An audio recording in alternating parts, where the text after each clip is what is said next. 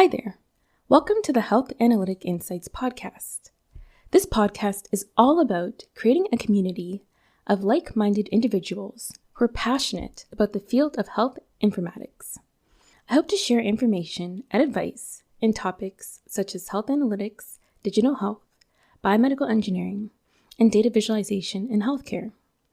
And in exchange, I would love to hear from you, dear listener, about your experience and interest in this field.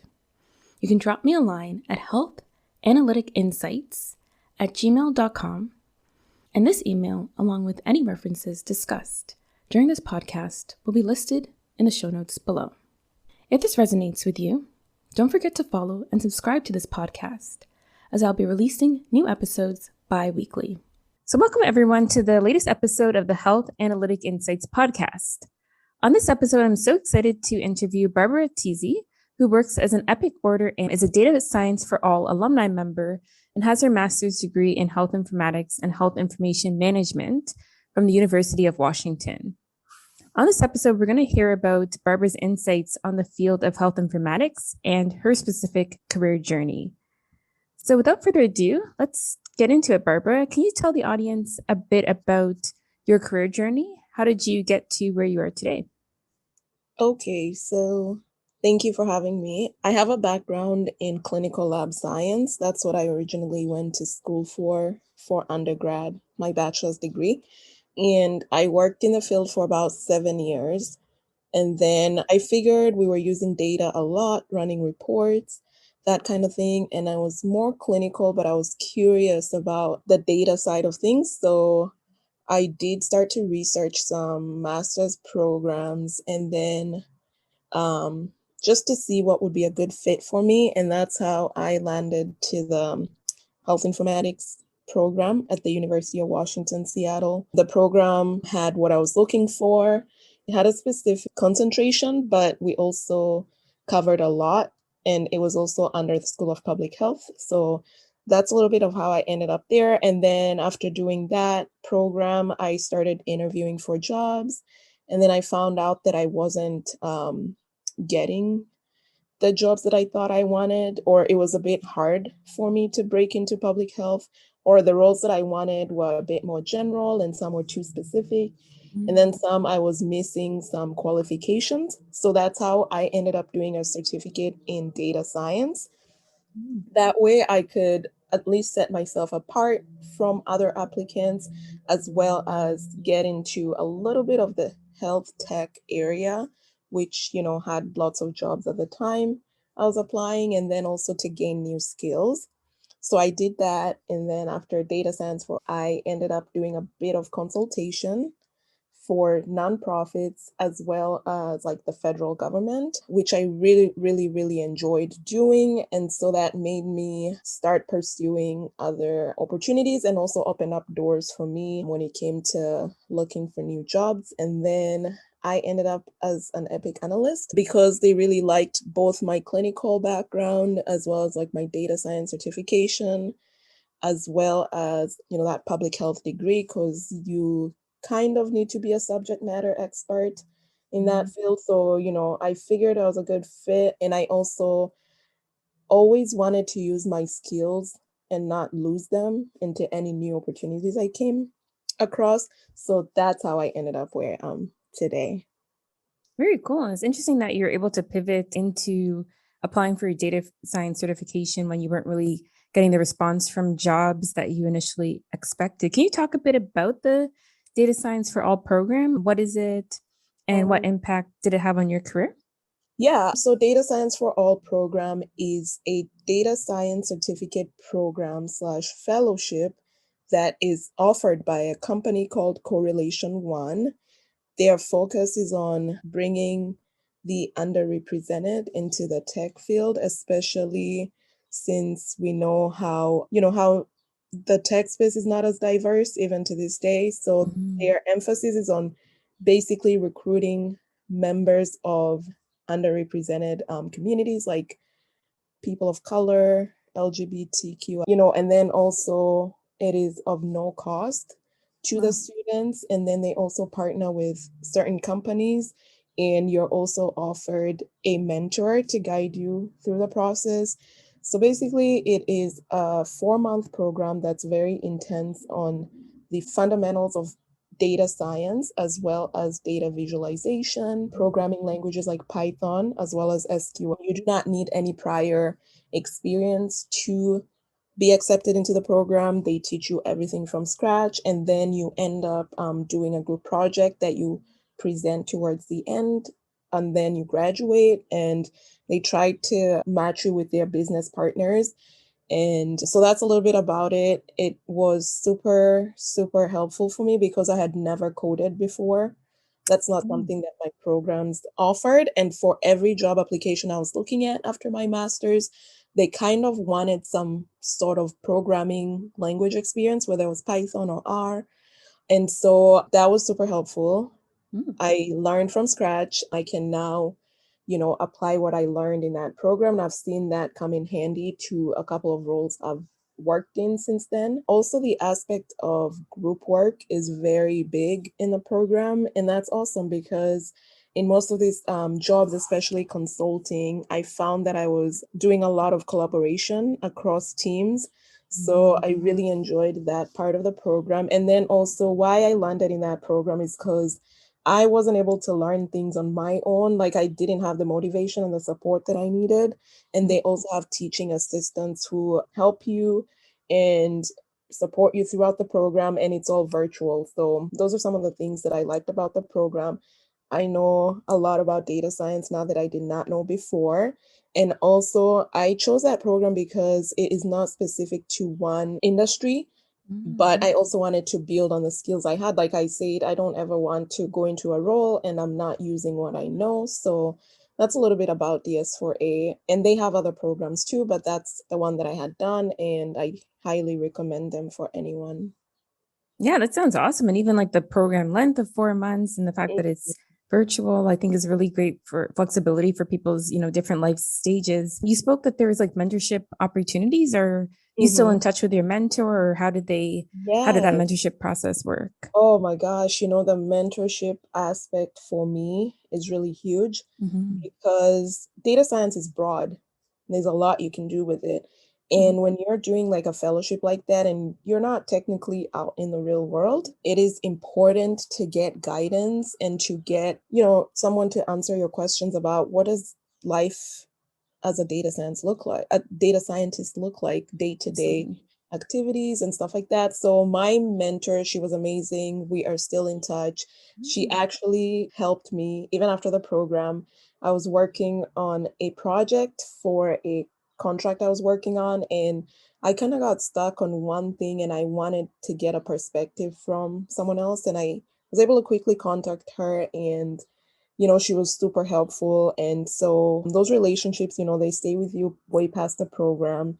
Mhm. So, and then she was also able to help me figure out what my path should be like what path I wanted to go towards after DS4A, which was super helpful. And just that networking with other people that she knows or recommending me to things that I should learn about. So for me, that part is super, super vital. Yeah, and I love that it's more of like a general program. Like you don't need to have experience like in the financial industry or like hospitality industry, that they're just teaching you the skills and then you can use your own domain expertise to kind of apply to whichever domain you're interested in. So I'll definitely leave a link to the program in the show notes for people to check out. Mhm. And so just moving on to your career now piece about, working as an Epic Order Analyst. I think, working for Epic, whether you're on the vendor side or maybe working with the EHR software, maybe if you're doing an implementation within a hospital, is definitely a very lucrative career in the health informatics field. And many people want to get into these types of positions. Can you talk about any certifications or a clinical experience you might need if you want to work as something similar to an Epic Orders Analyst? Yeah, for sure. So there's a lot of different paths you can take towards being a certified Epic Orders Analyst. Yeah, you need the certification. One way of getting it is I currently work for a hospital system. So then they hired me, and then through them, I was able to get the certification training, which can take anywhere from 3 to 4 months.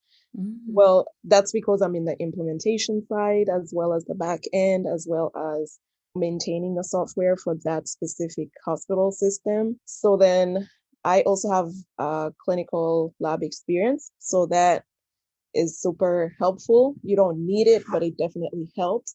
And I've also worked for different hospital systems. So I do have my master's degree, but it's, you don't need that for that specific role. So basically you get the hospital to hire you and then they put you through the certification. Some people, depending on if you want to be like a trainer or a super user, or like a super user is a person who helps with the training. That's the person that you go to when the hospital is implementing Epic, for example. So for that one, you don't necessarily have to go through the certification I went through. You get hired by a company and then they will help you with getting trained for that. And then there's also like working for Epic directly. They also do the same. They hire you and then they train you. And then from there, you start working. And there's a bunch of different certifications, bunch of different non-certifications that you can use too, because, there's the people who train and teach people how to do Epic. So it's a lot of different things, but primarily you want to get hired by a hospital system and then they sponsor your training.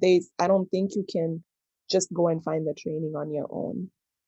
Got it. Okay. So that's super helpful to know. And just in general, do you happen to know like the work-life balance of working as an analyst? Is it, generally 9 to 5, or is it a bit more busy around implementation time? For my experience, it is 9 to 5 generally, or 8 to 4. If you're salaried, you do your 40 hours a week. It doesn't matter how, but mainly office hours. Yes, during implementation or when you're building special projects, it is, a bit more busy. But me personally, I like to have boundaries. I like to kind of have a control of my own work-life balance. And I did ask these questions before I was hired.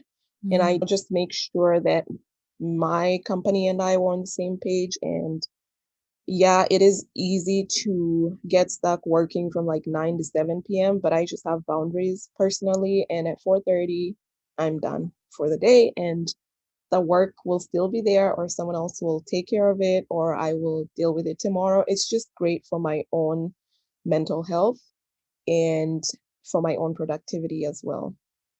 Yeah, I think you make a really great point, just setting boundaries and things like that and making sure that you're able to communicate that to your managers. So that's a really great overview of the career piece. I think pivoting back to the data science for all and some of the skills that you learned, what are some benefits about data visualization in healthcare?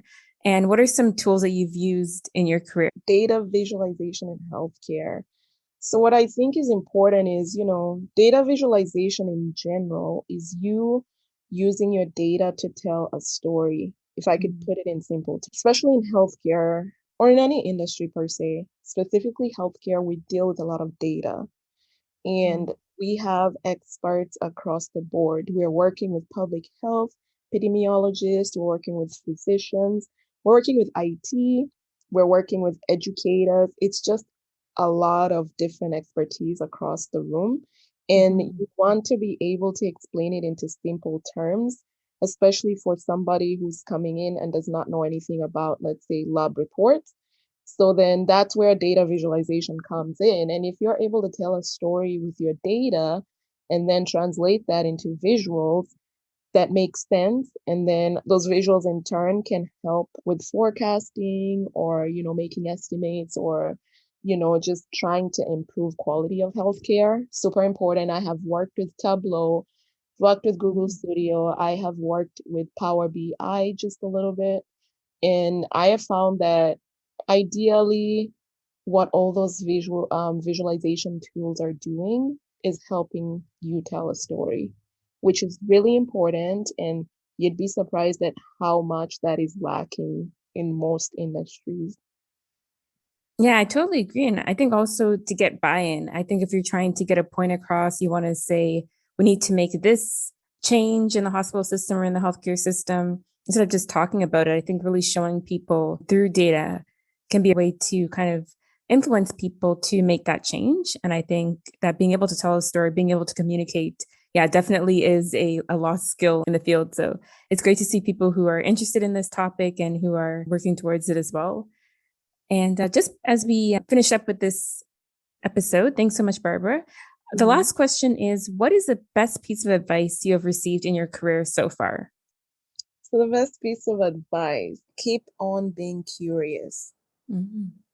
I am generally a curious person because I like to know how things work. I like to learn. I like to just connect with people. And I feel like that curiosity really helps.